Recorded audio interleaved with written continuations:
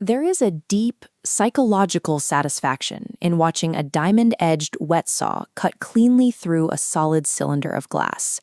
It is satisfying because our natural environment rarely looks like this. Outside the factory, the world is chaotic, defined by uneven surfaces, jagged edges, and the thick layers of grime found on untreated concrete. As humans, we crave symmetry and exactness, yet nature only provides raw materials that are stubborn and highly resistant to shape. To bridge this gap, manufacturing transforms these chaotic elements by weaponizing three specific laws of physics: extreme force, blinding speed, and intense heat. The flawless geometry of everyday objects is the result of brute force mechanics applied with mathematical precision at an industrial scale. Take a structural steel profile.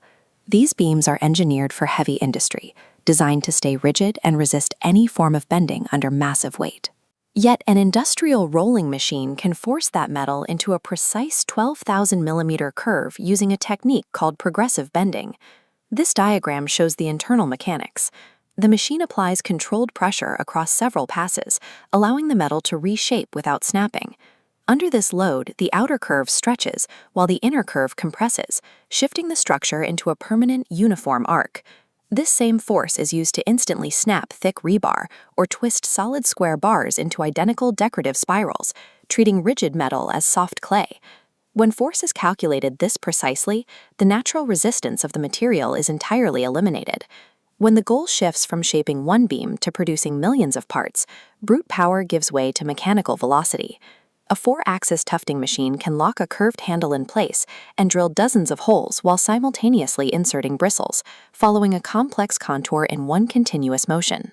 High-speed indexing tables further amplify this output, forming the necks and bases of dozens of metal cartridges in a single synchronized rotation. At the end of the line, automated packaging systems count and pouch products instantly, using heat-sealing mechanisms that trigger faster than the human eye can track. Because these machines move at such a high frequency, optical sensors monitor the line in real time, instantly ejecting any part that deviates by a fraction of a millimeter. A human operator performing these same tasks would eventually succumb to fatigue or muscle memory errors. Robotic repetition is the only way to achieve this level of geometric perfection millions of times over without a single error. Some materials are too brittle for force or speed alone. To shape them, manufacturers turn to the localized heat of an industrial furnace. In glass blowing, dozens of separate rods are heated until they begin to melt and fuse into a single cohesive log with an internal pattern. While the glass is molten, it is rolled and squeezed to force out every internal air gap before the material reaches its final hardened state. Blow molding uses a similar principle. Heat melts plastic into a soft, hollow tube called a parison, lowered into a cold mold. A burst of compressed air forces the plastic outward, pinning it against the walls to take on its exact dimensions.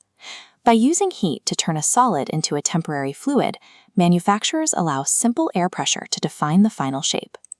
Every pristine object began as a chaotic material surviving a gauntlet of crushing force, of high-speed impact and melting temperatures. A moment of wonder. This finished glass face shows no sign of the violence required to create it. The massive rollers and the high-pitched hum of the automation lines are completely hidden by the smooth finish and the quiet symmetry of the product. The satisfying geometry you hold in your hands is the physical record of these laws: force, speed, and heat working in total alignment.